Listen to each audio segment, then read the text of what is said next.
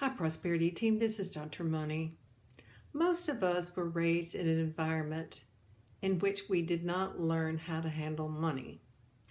And I want you to imagine what you would say to yourself as a young child, or someone maybe 10, 11, 12, 8, young, about money, knowing everything that you know now. What kind of advice would you give to a young child?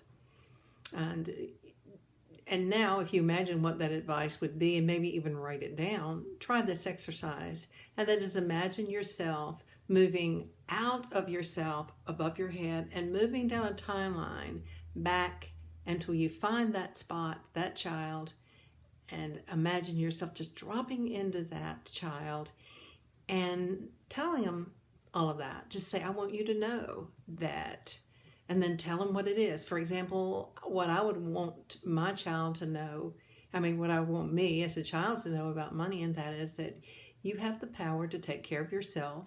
You have plenty of power to take care of your money. It's safe and okay for you to have plenty of money, for you to be seen, to be noticed, for you to be important.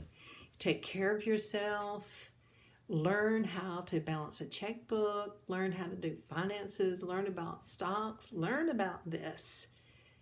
And I would tell all of these things to the young child, because I can tell you, when I was young, I practically could make it through economics class. I was so disinterested, and I was raised in a time in which women really were not supported that much in terms of what they should learn about money. It was like the men kind of took care of the money and the women took care of the other things, emotional things, and so forth.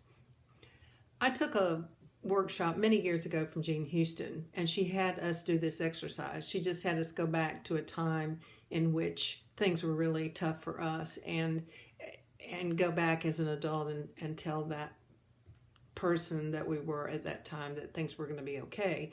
And she shared that she had done that herself in an exercise in class.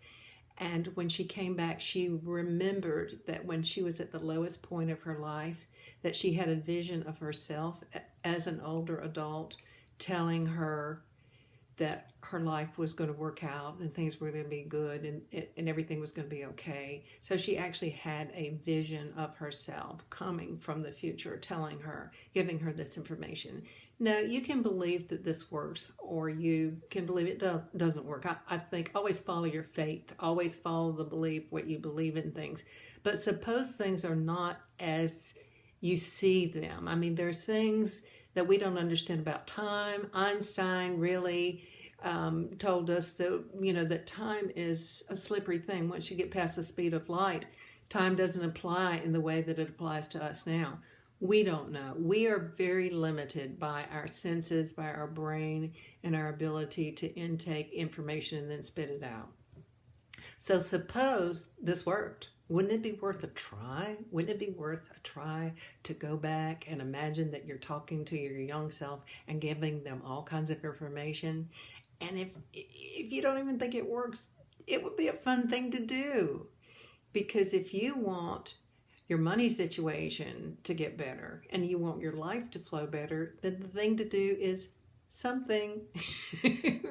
Do something.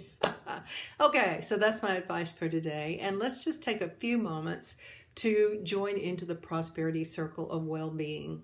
I'm going to do this by taking a deep breath in.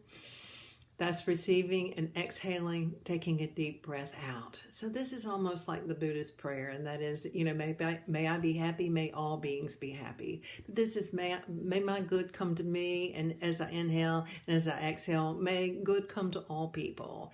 And when I say good, that is in the very highest and most beneficial form for everyone, for ourselves and others. So we always want to see a good life for ourselves, but we also want to see a good life for others too. One more thing. This is Dr. Money, and I want you to remember for sure that I love